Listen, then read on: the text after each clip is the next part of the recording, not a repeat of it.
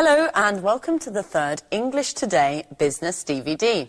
In this DVD, you can watch another 4 episodes of our story, On the Job, followed by the business skills section, Win-Win Language. We'll then look at the following topics: note-taking and report writing, Different levels of formality, the various grammatical forms we use to talk about the future, and the writing styles used in email communications. Have fun and enjoy your viewing.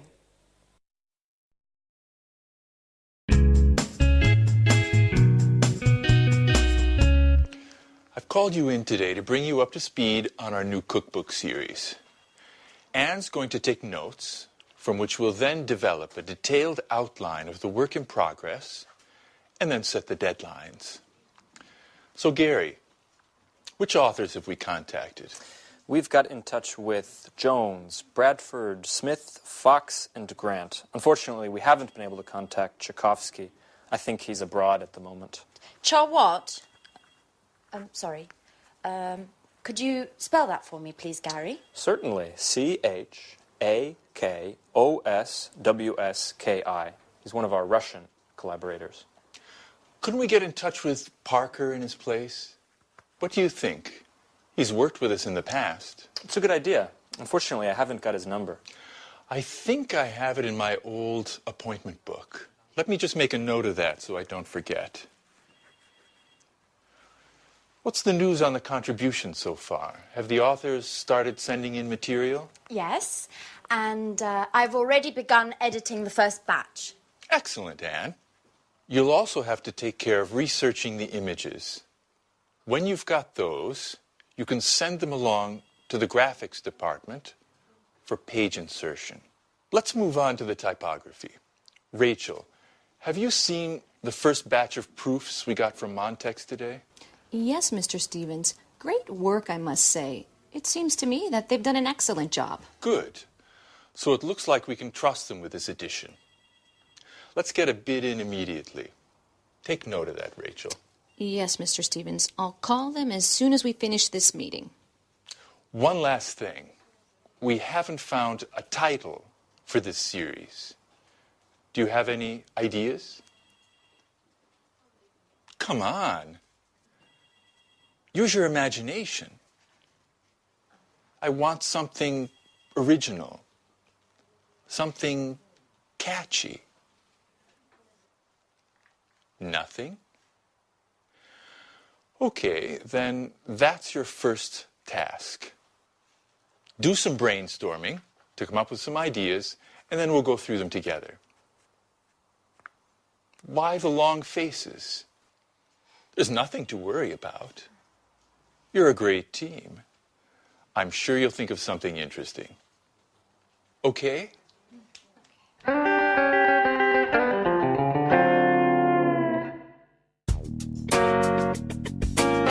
The purpose of today's meeting is to discuss the Smarty marketing campaign. Does anyone have any suggestions? Before we move forward with the planning, I think we need to take into consideration a number of aspects of the campaign. I'm referring to the concept, the objectives, the targets, and the type of media we need to employ. Good observation, Mr. Chang. Getting our ideas clear before we move on to the direction and score of our marketing drive is an excellent idea. What do you think, Paul? I'm in complete agreement with you.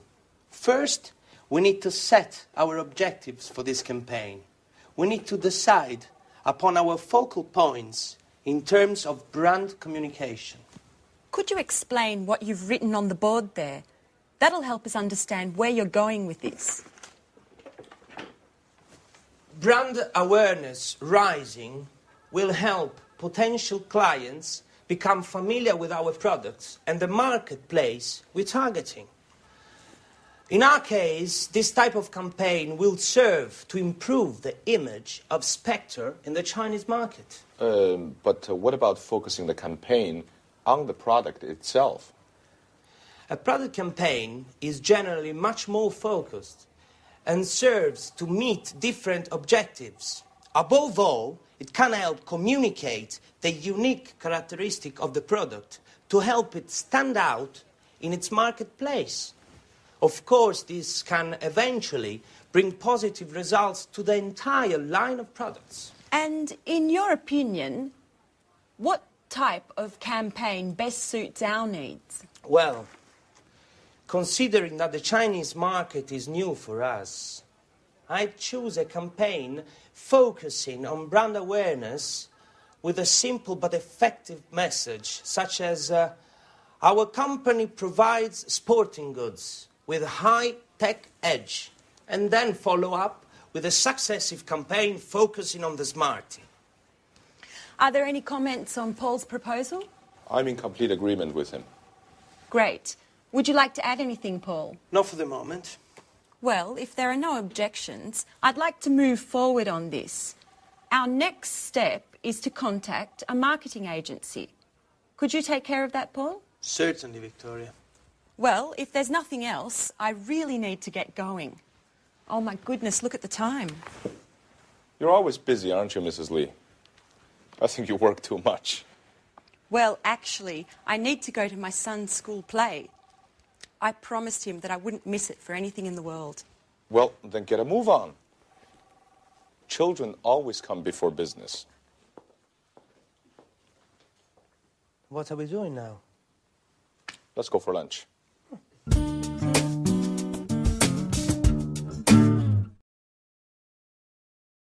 Good, so there you saw two different meetings.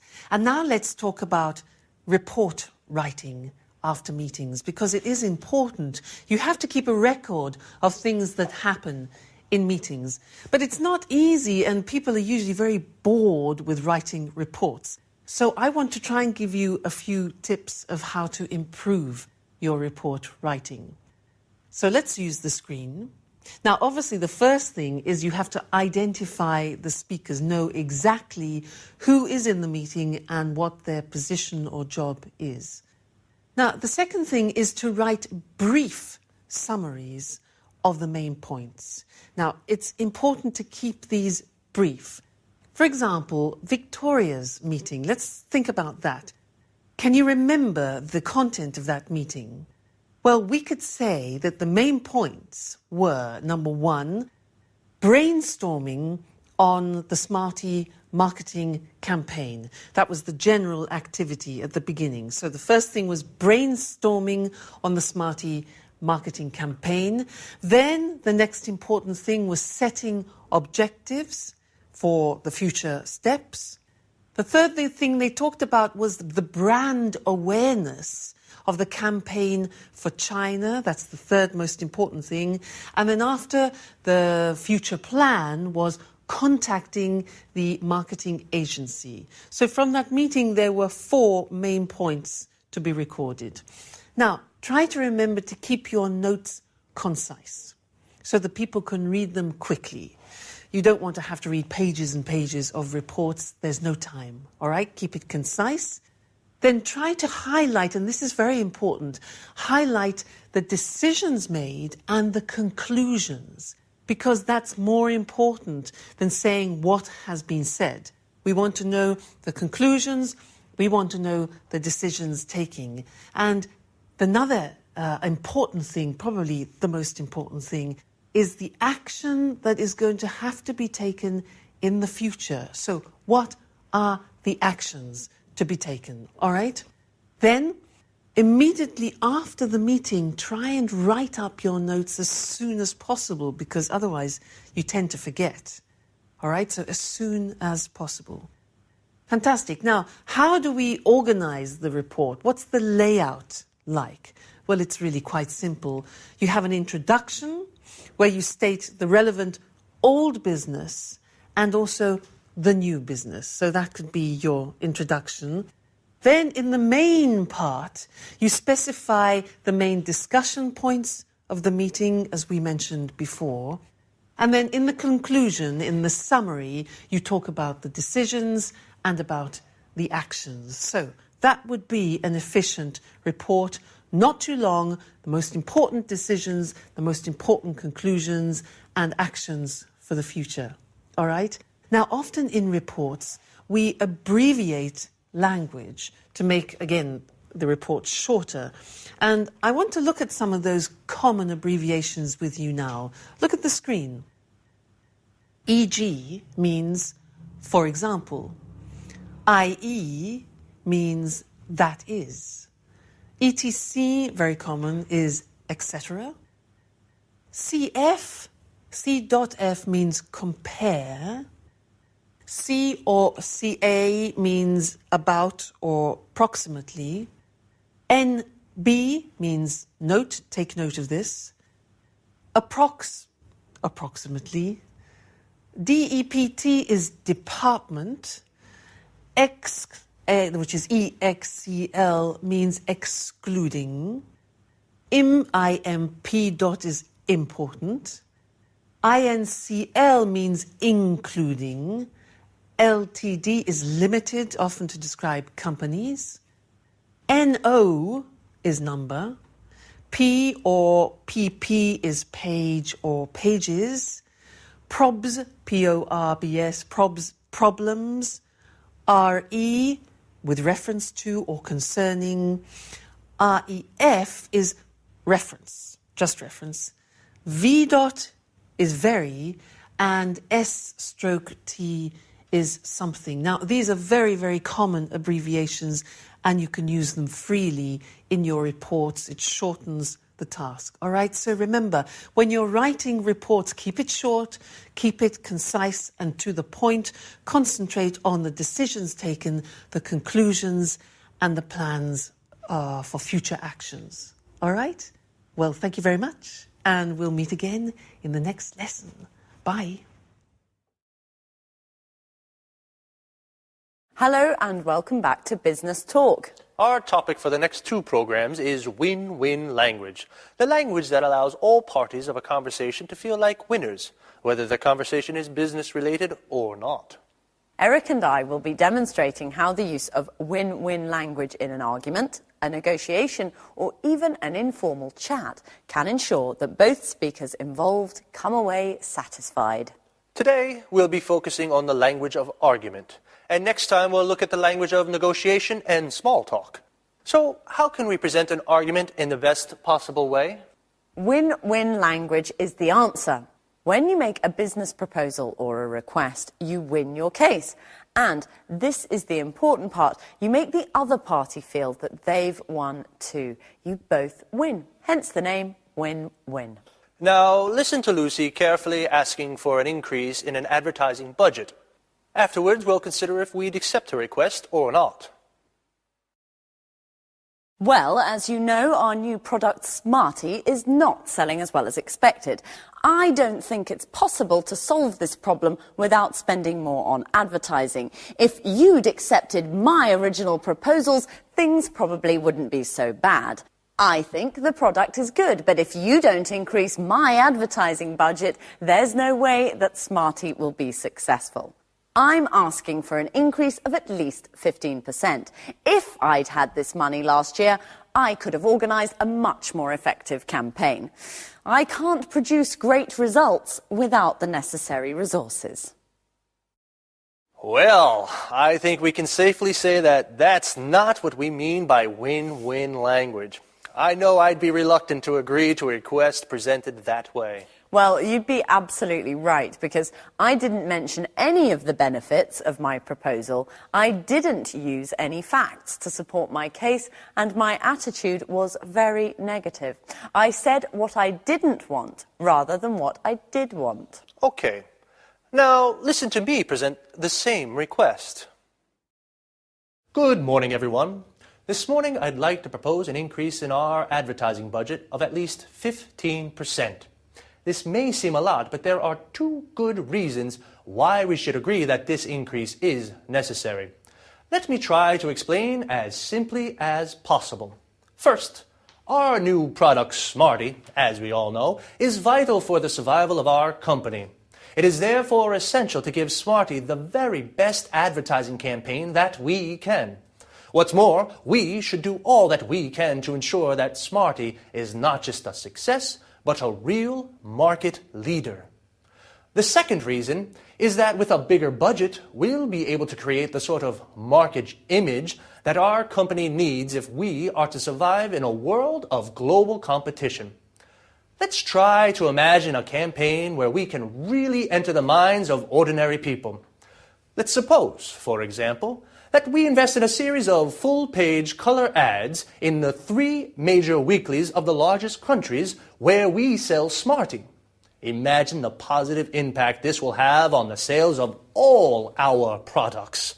And I'm sure you'll agree that it's most definitely worth a try. That's what I call win-win language. Well organized, emphasizing a team spirit and the benefits of the proposal. Well, yes, I'm sure we'll all agree that my chances of getting that budget increase are definitely higher than yours. Well, that's all from us for now, so see you soon. Bye-bye. Now, let's take a closer look at exactly why my request was more convincing than Lucy's. Well, if we consider the 3 fundamental points that are the basis of all communication strategies, simplicity, organization, and language, and look back at our presentations, we can clearly see that Lucy hadn't organized what she wanted to say. She didn't mark each point clearly, and she created a barrier between herself and her listeners with her repeated use of I and you. Here are just a few examples from Lucy's request. I don't think it's possible.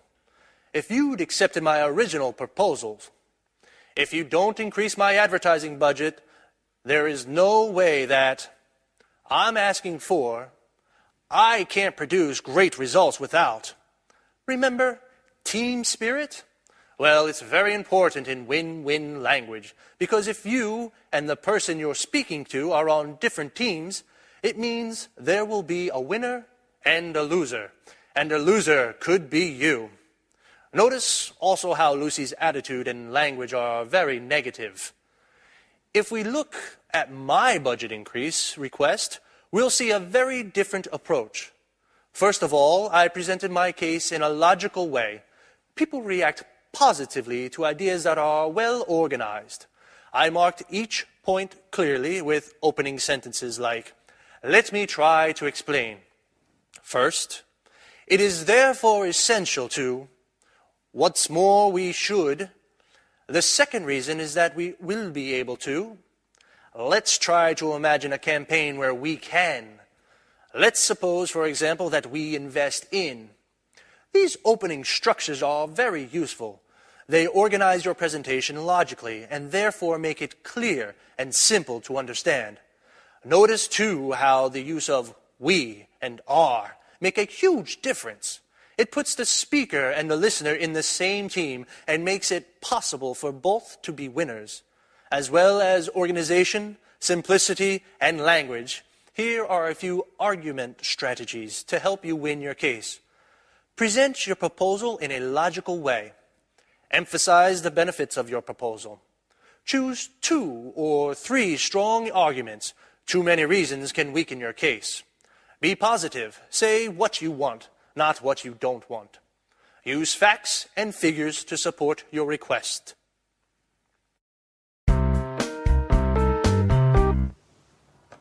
Mr. Chang, can you hear clearly? Yes, I can. Go ahead.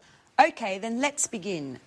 So, Paul, how's the marketing campaign coming along? We're putting together a complex communication strategy that's going to leverage different channels, from TV spots and radio jingles to magazine runs and banner advertising on the internet. The internet?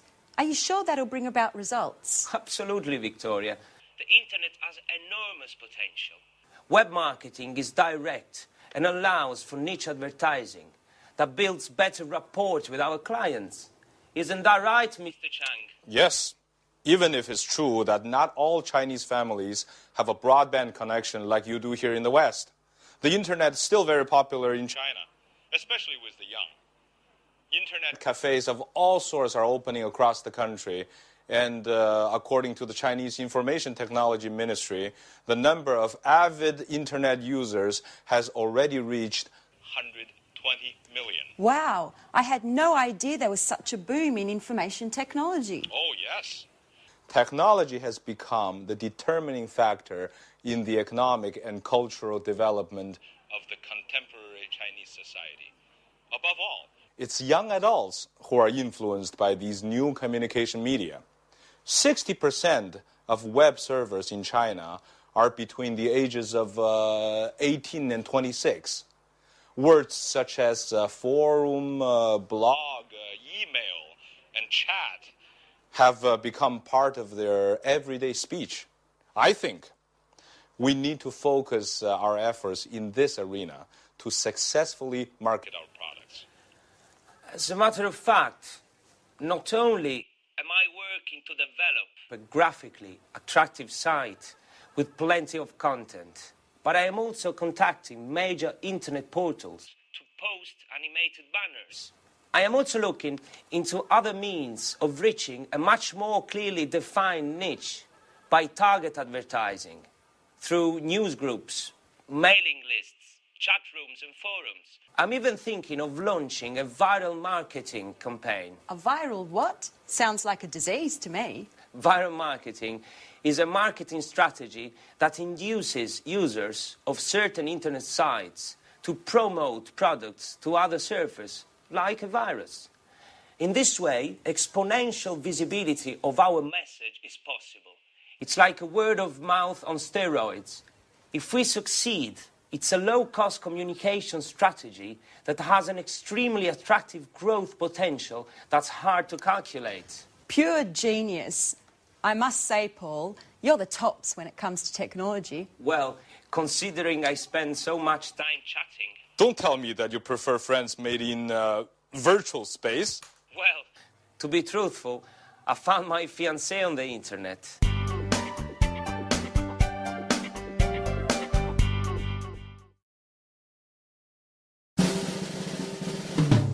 Gary, did you get that email problem fixed? Yes, I did. I set up a new account for you. You only have to create a new username and password. How do I do that? I'm hopeless with computers. I know you are. In fact, by now I've lost all hope with you. But you really do need to try to learn. I mean, email and internet are indispensable in this day and age. I know, Gary. You don't ever get tired of repeating that. I must admit, I'm a Luddite.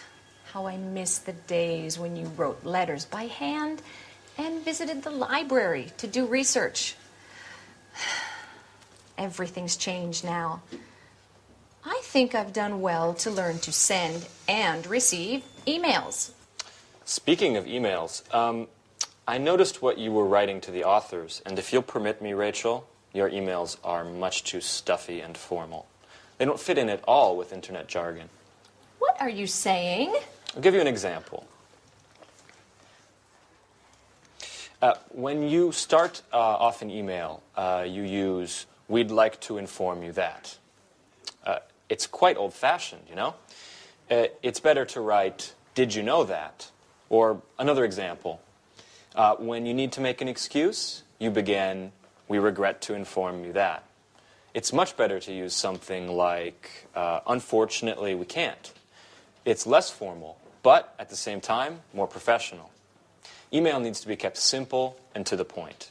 Use abbreviations as often as possible and keep phrases short. If you're writing to someone you know well, you can even add an emoticon. It's always a pleasure to get one. An emoticon? What the devil is that? You're so old school, Rachel. Emoticons are those little faces that you can make using keyboard characters that show how you're feeling at the time. Okay, Professor. I'll try to simplify and use a more colloquial tone when writing. Perhaps I'll even put in a smiley. It's not difficult. You'll see. Just let the magic of the internet transport you. But remember to use netiquette. You're talking like a computer manual. What is netiquette? It's good manners on the internet. It's the rules of the road, of the network. Rachel.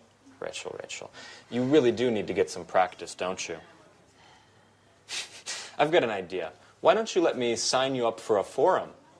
That way you can learn the rules of the road and the lingo as you surf. Speaking of which, do you like music? Huh? Music? Yes, very much so. Great. Then I'll add podcasting sites to your favorites, so you can download podcasts and maybe even burn them to disk. And Stop, Gary. Oh, you're driving me crazy. I don't understand a word. Besides email, I have no desire to learn any of it. None of it. Do you understand?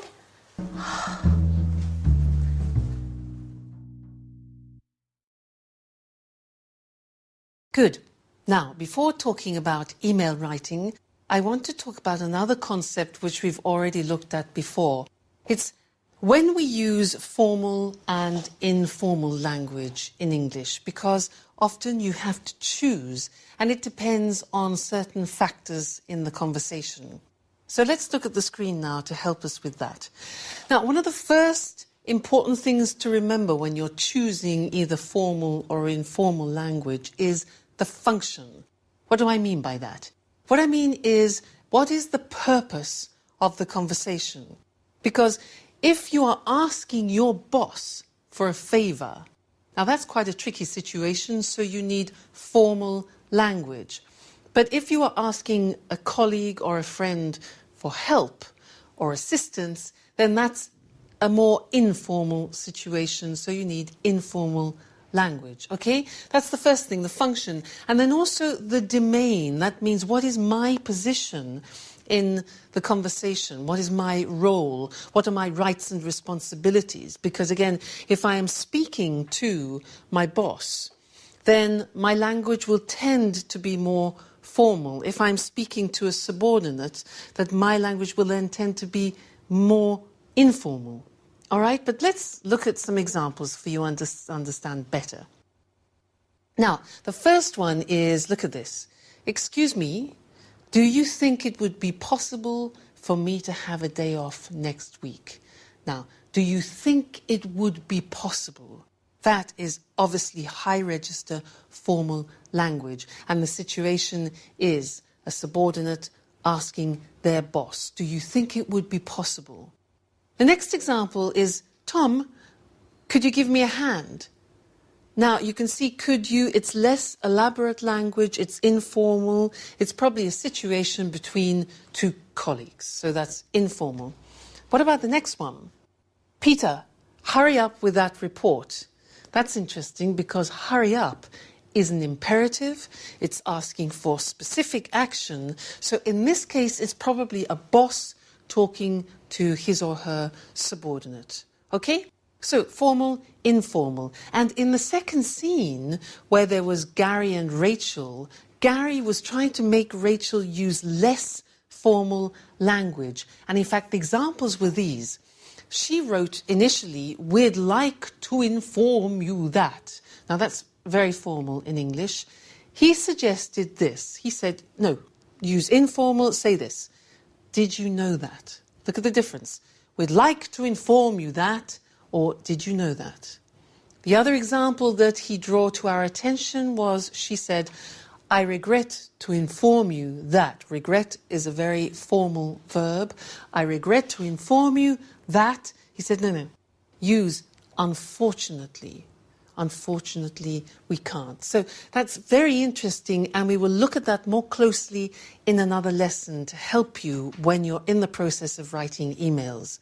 But one more important thing, when you're dictating email addresses, you need to know how to say the punctuation of emails. So let's look at that list now together. The first one, underscore, dash or hyphen. Next, colon, semicolon, full stop, dots, comma, apostrophe, slash, double slash, at, brackets, speech marks, question mark, and exclamation mark. All right, so learn those and practice them. They're very important from when you're giving or you're taking email addresses. Good. That's all about emails for now, but we'll come back to it in another lesson. Okay? Bye.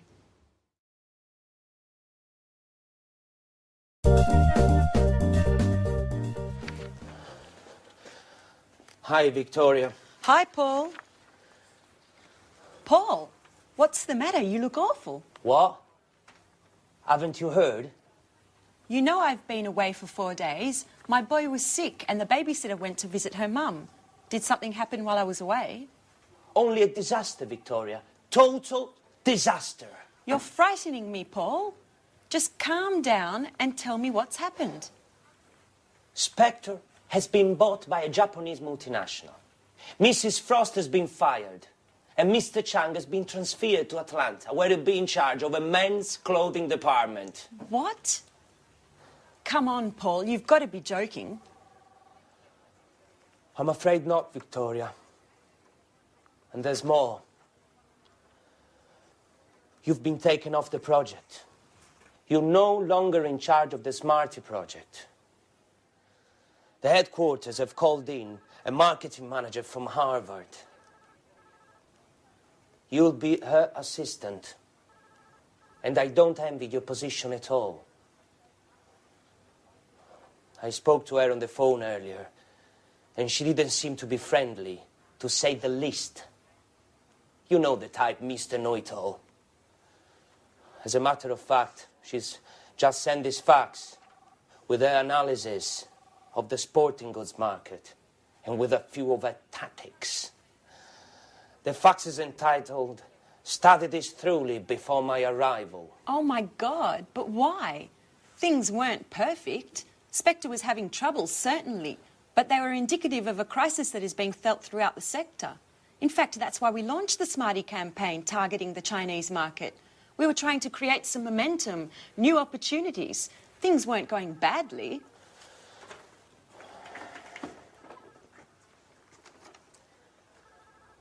To start with, no.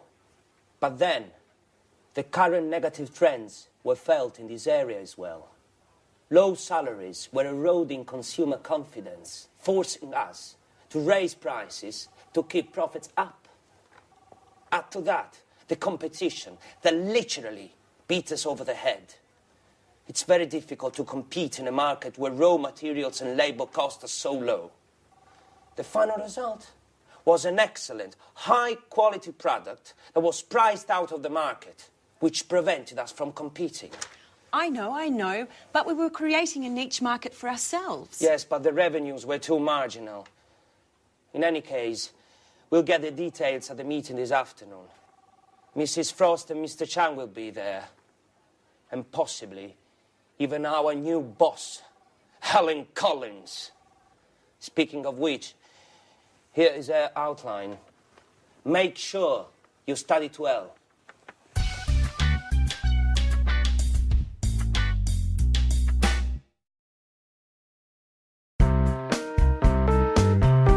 As you know, we're dealing with a very difficult situation at the moment. On the one hand, our revenues are sinking due to price battles with our competition and the fact that consumer demand continues to decrease. On the other hand, our internal costs continue to rise. The result is a significant fall in profits, which has forced us to sell out to a Japanese multinational. It's not a pretty picture. Couldn't we have considered corporate overhaul? Anything would have been better than this drastic solution. Improving company efficiency calls for massive investments that we are just not in a position to make. And with our books in the red, we couldn't move forward with these investments, not to mention the personnel cuts we would have had to endure. Believe me, Mrs. Lee, before we went ahead with the sales of Spectre to the Makiko Group, we took a number of other solutions into consideration. Unfortunately, none of these provided the answer. And what about the Makiko Group? How do they intend to resolve this current crisis? Makiko has already reorganized a number of firms in the past and therefore possesses the appropriate know-how. I do know that they plan to put a major restructuring of the company into action, from A to Z, corporate workflow and bookkeeping, management, sales and logistics, to name a few. Above and beyond that, they intend to introduce new direct marketing techniques to improve consumer satisfaction and improve corporate visibility in the marketplace. And how? What is the winning strategy? I don't know exactly, but I believe they want to create incentives through promotional strategies.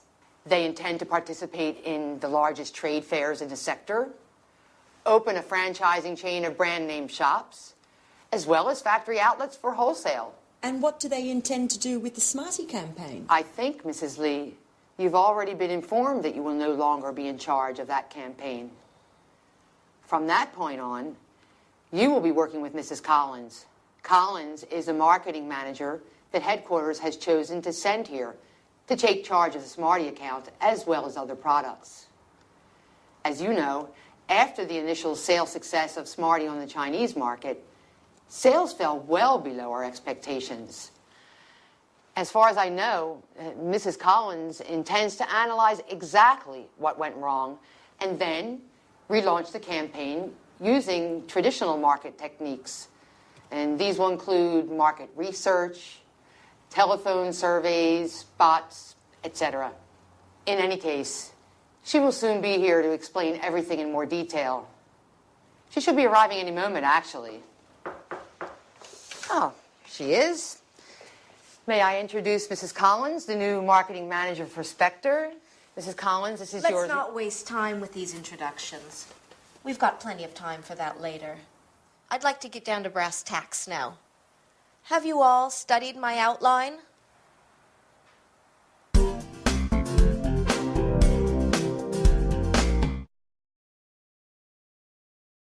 Well, that was pretty dramatic news, wasn't it? Big changes for the future. And in fact, that's what I want to look at right now with you, the future, and the different ways of expressing the future. Let's call on the screen to help us do that. Now, a lot of people think that in English, to describe the future, we use will. Well, that's true up to a point. But there are many other ways of expressing the future, depending on the type of possibility in the future that you want to talk about. So let's look at the examples. If you think that something could happen 40%, the possibility is 40%, you wouldn't use will. You would use these verbs. You could say, for example, this could, this may, or this might happen. Or this could, may, might not, the negative, create a problem. You see, these verbs here, could, may, and might, express 40% possibility of something happening in the future. Okay?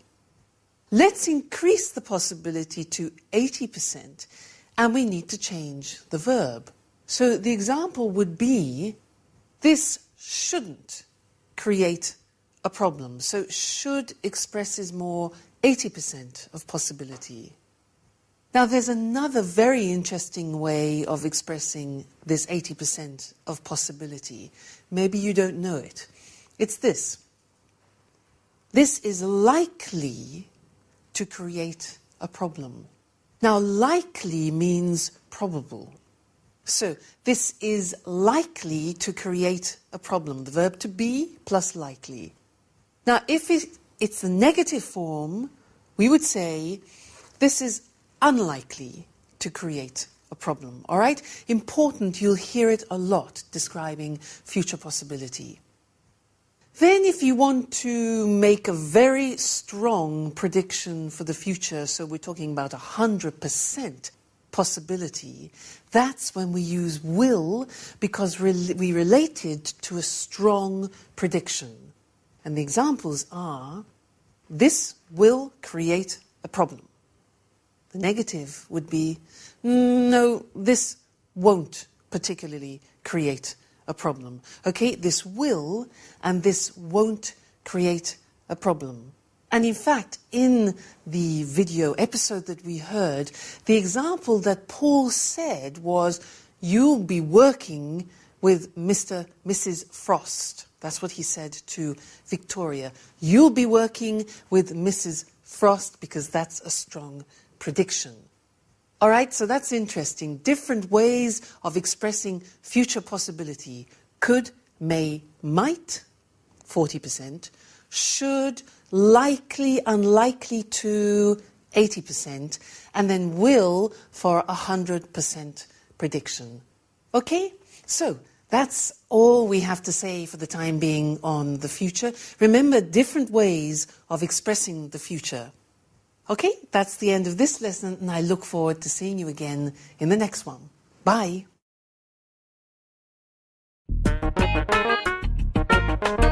Okay, sweetheart. And remember, do all your homework and then you can watch those cartoons you like so much on TV. I better get going then. Okay, bye. You do know, don't you, Mrs. Lee, that personal calls are not allowed during working hours? It was just a short call, Mrs. Collins. I was just checking in on my son. Don't you have any children? I do not. I don't care for children. Now let's get back to work. We've already wasted too much time with this small talk. Mrs. Lee, from now on, you'll be in charge of all the email correspondence we receive from our website. Keep in mind that I expect satisfactory replies. Specifically, do not try to argue with anyone. Just come up with results. Invent something. We have to win our customers' trust. They have to know we can satisfy any desire they may have, even if we can't. But, Mrs. Collins, I've never been responsible for responding to clients' emails. Our personnel in customer service usually take care of that. I don't care how things were done in the past. Today we're off to a new start, and you'll take care of the tasks that I assign you. Have I made myself perfectly clear? I do not like to be challenged. Oh, by the way, Mrs. Lee, speaking of email, you'll soon be receiving your work schedule for next week. Goodbye.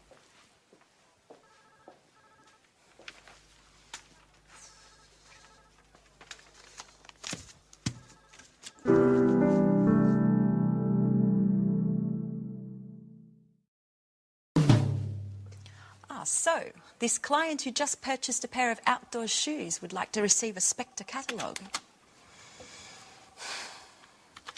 Dear client, first of all, congratulations on your purchase.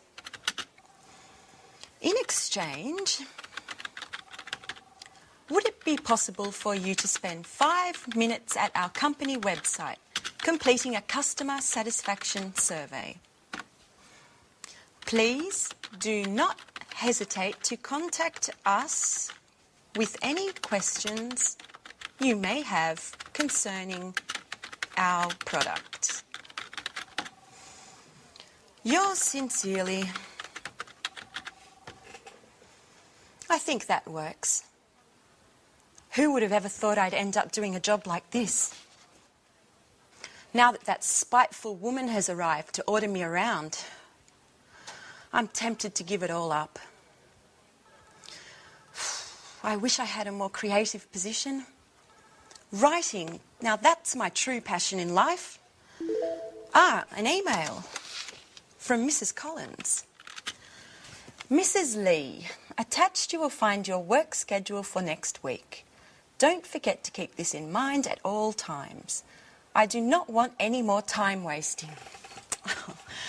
She manages to be a royal pain even when writing an email. I don't think I'm going to hold up for much longer.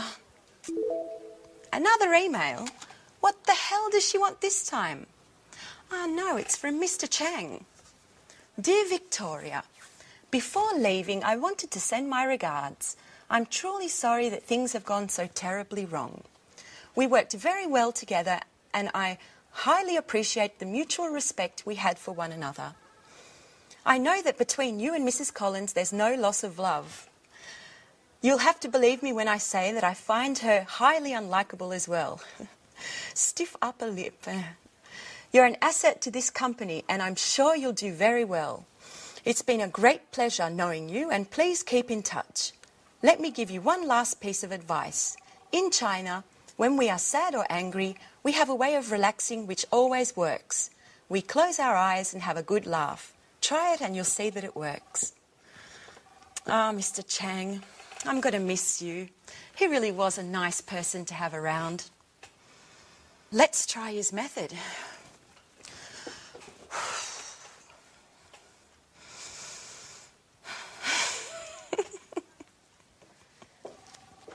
Mrs. Lee, what are you doing? Is this how you work?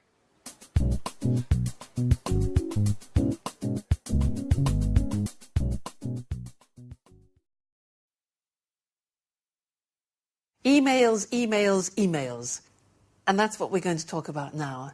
Because when you're writing emails, you need the flexibility to be able to move from a formal style of writing to an informal style of writing. Because if you're writing, for example, to new customers, new contacts, to your superiors, where there's a distant relationship, then you need to use formal language. If you're talking to colleagues and friends, with people with whom you have a well-established relationship, then you can use informal language. But you need to be able to move from one to the other with ease, and it's not so simple. So I'd like to give you some examples of differences between formal and informal expressions that we very often use in emails. Let's look at the screen to help us with this. Now, look at this example here. Very often we might begin an email in a formal way with this phrase. Further to your email of the 7th of July. Notice, further to your email. Now that's formal. How would we say that informally? Well, we would just write your email of. R-E. Your email of. That's the informal way. Now, you try and guess every time the informal way. I will give you the formal way, okay? I apologize for not answering, but... You see, that's very formal. I apologize for not answering the gerund, but... What's the way of saying that in an informal situation? Yeah, you could say just simply, sorry I didn't answer, but. All right? Sorry I didn't answer, but. Next one. I'm writing with regard to the invoice of blah, blah, blah. I'm writing with regard to. How can you make that informal? Okay, we could say something like, just a note about. Invoice 7, for example. Just a note about. That's informal. Next one. I'm delighted to tell you that we won, for example, the business. I'm delighted to tell you is formal. Informal? You could say just simply, good news. We won the contract. All right? Good news. Next one. Again, very, very formal. I regret to inform you that we... I regret to inform you that. That's a formal verb, regret. What can you say informally?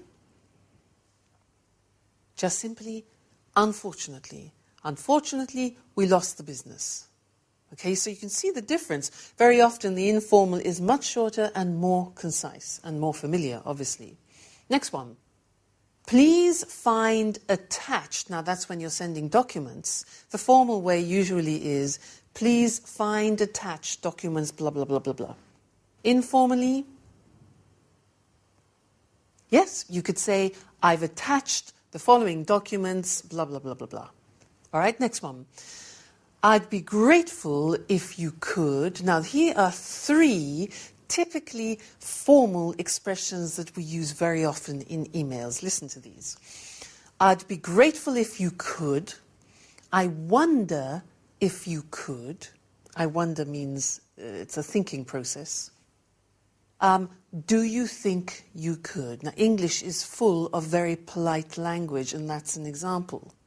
How can you make those less formal?